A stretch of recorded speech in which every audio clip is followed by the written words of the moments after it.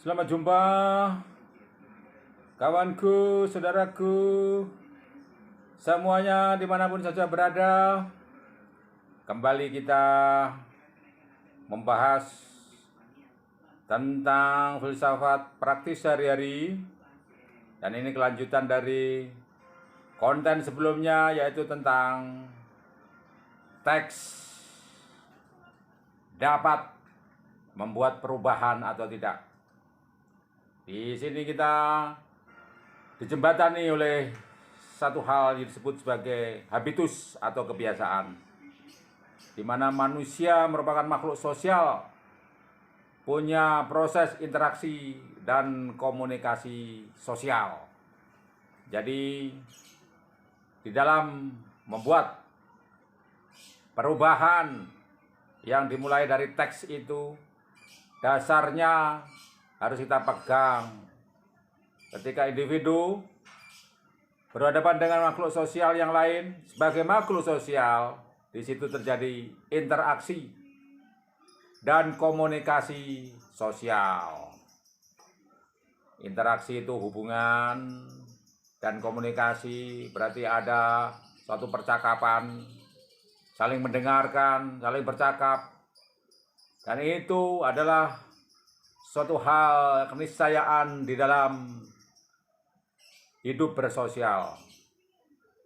Baik itu komunikasi antar individu, antar orang, antar pribadi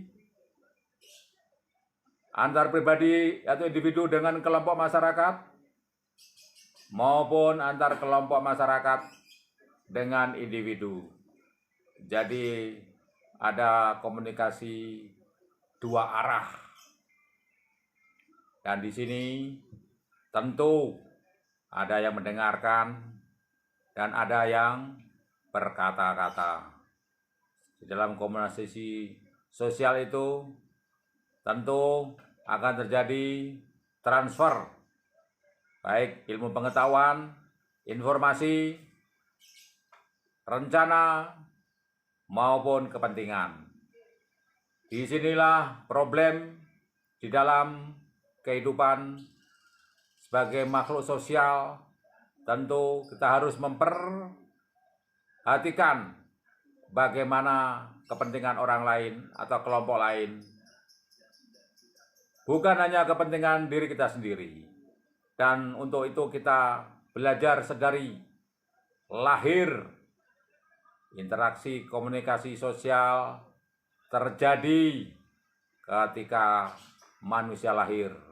Bagaimana seorang anak mesti berkomunikasi dengan ibunya, bahkan dengan ayahnya, bapaknya, bahkan dengan saudaranya yang lain, meskipun dia saat itu diam, belum bisa berbicara, namun sudah terjadi interaksi, komunikasi antara individu dengan individu lain, antara bayi dengan orang lain, bahkan bayi dengan komunitas di keluarganya, bahkan komunitas rumah sakit maupun orang lain yang menjenguk. Dan interaksi itu dimulai dengan proses pembatinan nilai dan norma yang berlaku. Jadi ketika kita kelihatannya diam, belum tentu hal itu tidak terjadi komunikasi. Kita pertama kali memang diam oleh karena tidak mengenal orang lain, atau mungkin belum mengerti makna atau arti dari nilai yang sedang ditransfer atau dikomunikasikan, dan nilai dari norma yang berlaku. Maka meskipun kita diam, bukan berarti di situ tidak terjadi komunikasi atau interaksi. Justru pada saat diam itu kita memulai segalanya. Dari mulai diam itu ada proses di dalam batin yang kita sebut sebagai pembatinan, di mana itu membentuk kebiasaan atau habitus yang lahir dari pembiasaan individu dalam interaksi dengan dunia dan manusia lain. Jadi, pembatinan secara internal sudah merupakan sebuah pembiasaan diri, dan ini merupakan bekal yang sangat penting untuk selanjutnya dalam kehidupan seorang individu yang mau tidak mau, oleh karena manusia adalah makhluk sosial, pasti harus berhubungan dengan orang lain. Kombinasi dalam sistem habitus atau pembiasaan perilaku itu berlangsung secara lama dan berubah-ubah. Jadi, yang dimaksud dengan sebuah kepandaian hanya akan terjadi dalam sistem kebut semalam atau SKS pada saat ujian, itu adalah sebuah istilah yang sangat bertolak belakang dengan kenyataan. Tidak ada orang yang dalam waktu sekejap bisa pandai, dan untuk pandai itu membutuhkan sebuah proses kebiasaan, dan kebiasaan yang baik dalam perilaku, dalam belajar, dalam berpikir, dalam berucap, dalam bertindak, segala sesuatunya itu membutuhkan waktu yang lama. Dan di sini ketika seorang individu dalam proses pembiasaan dalam waktu yang sangat lama dan berubah-ubah sesuai dengan lingkungan, dengan pengaruh dari eksternal, di situ terjadi pertemuan individu dengan unsur dunia yang lain, baik berupa fisik, biologis, sosial, dan semuanya itu menghasilkan jejak dalam perkembangan kepribadian setiap individu. Setiap individu akhirnya dapat menyaring sendiri dan dapat membentuk dirinya melalui sebuah pembiasaan pertemuan baik secara fisik, biologis, sosial, menghasilkan jejak baik berupa di pikirannya, di perasaannya, bahkan perbuatannya.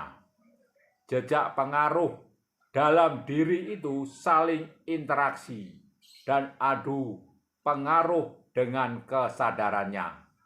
Ini yang membuat seorang individu atau pribadi betul-betul kompleks dan unik, karena semua pengaruh itu bukanlah faktor tunggal, tetapi semuanya saling adu pengaruh.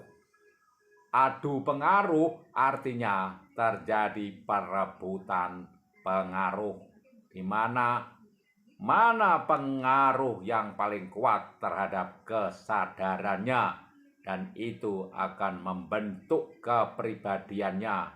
Di sini proses pembiasaan diri menjadi kebiasaan atau habitus sungguh-sungguh membutuhkan sebuah pertarungan, penguasaan, dan semuanya itu dikuasai, diinternalisasi ke dalam diri, dan lama-lama dihayati sebagai bagian dari diri atau subjek. Disinilah muncul kepribadian atau karakter. Setiap orang mempunyai sifat yang berbeda-beda, di mana semua mempunyai proses yang sangat panjang. Dia menguasai semua pengaruh yang ada dalam dirinya. Terjadi pertarungan, sintesis, perenungan, pemasukan bawah sadar, diinternalisasi, di dalam dirinya, membentuk dirinya dengan penghayatan, dan akhirnya mewujud kepada kesatuan utuh dirinya sendiri sebagai subjek. Dua kelompok kebiasaan atau habitus adalah habitus kelas milik kolektif atau kelompok bersama, dan habitus subjektif unik milik individu. Dua kelompok ini merupakan sebuah keniscayaan di dalam hidup bersama atau bersosial yang melibatkan adanya individu dengan individu yang lain dan individu dengan kelompok, dan satu kelompok dengan kelompok yang lain. Maka di sini ada dua kelompok berbeda masing-masing. Kelompok habitus milik individu maupun kelompok habitus milik kolektif bersama. Kedua habitus ini dibentuk untuk penyesuaian diri individu terhadap sosial dan sebaliknya. Jelas semuanya membutuhkan penyesuaian, oleh karena pada dasarnya masing-masing mempunyai sifat kepribadian subjektif sebagai individu atau kelompok yang punya habitus atau kebiasaan sendiri berhadapan dengan individu atau kelompok lain yang juga mempunyai kebiasaan atau habitus sendiri. Di sini penyesuaian itu tidak selamanya berjalan mulus. Ada habitus yang terletak di dalam diri manusia, misalnya kemampuan berbahasa. Bahkan hanya dengan hal yang kelihatannya sederhana atau berbahasa ini sering terjadi konflik antara individu dengan individu lain, atau individu dengan kelompok, atau kelompok dengan individu. Hanya oleh karena kebiasaan yang berbeda dalam berbahasa. Berbahasa juga bermacam-macam jenisnya, bahasa verbal maupun non-verbal. Bahasa-bahasa itulah yang sering menjadi alat komunikasi sekaligus menjadi alat konflik pada konteksnya masing-masing. Bahasa merupakan kebiasaan atau habitus untuk berpikir, berkomunikasi, dan memahami dunia. Oleh sebab itu, pembahasan tentang habitus ini sangat erat kaitannya dengan teks sebagai agen perubahan. Bahwa dalam teks tidak melulu hanya mengabdi kepada teks seperti seni mengabdi kepada seni, tetapi teks atau tulisan atau pemikiran itu mempengaruhi tindakan dan perubahan. Di mana konteks di sini jelas untuk perubahan. Nah, pembicaraan tentang teks yang dapat memberi perubahan aksi masuk dalam wilayah ranah perjuangan atau kekuatan, di mana ranah ini berarti tempat perjuangan antar individu atau kelompok, antar individu dalam kelompok maupun antar kelompok dalam individu. Teks-teks yang dimaknai sebagai sesuatu ide yang memberi suatu gagasan dapat mendorong perubahan melalui aksi. Maka kita dapat melihat begitu banyak teks-teks, baik itu sastra maupun non-sastra, dapat berpengaruh kepada pembaca atau orang lain. Tindakan sendiri merupakan sebuah praktik di mana dia merupakan sebuah produk atau hasil relasi atau hubungan, habitus atau kebiasaan. Dan ini merupakan produk sejarah, sama dengan halnya dengan ranah tempat perjuangan. Adanya habitus atau kebiasaan dan ranah perjuangan itu merupakan hasil produk sejarah yang sudah membentuknya sebegitu lama dari perubahan demi perubahan. Di sini tindakan atau praktik sebagai hasil yang berbuahkan teks menjadi gagasan dan gerakan. Terdapat pertaruhan saat kekuatan-kekuatan bertaruh berdasar modal.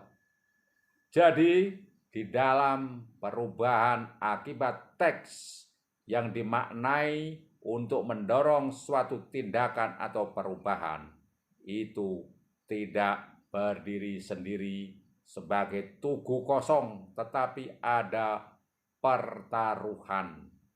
Pertaruhan berarti ada yang bertaruh untuk menang atau kalah antar kekuatan-kekuatan itu, atau mungkin seri, dan semuanya tidak bisa kalau tidak ada yang punya modal.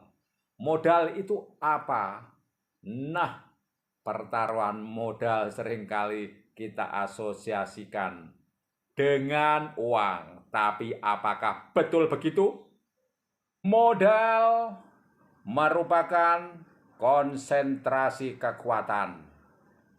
Dan kekuatan itu spesifik yang beroperasi di dalam ranah perjuangan itu. Dari sini kita jelas modal tidak hanya uang, tetapi dia dapat berupa apa saja yang merupakan kekuatan yang khusus yang dimiliki oleh individu atau kelompok-kelompok.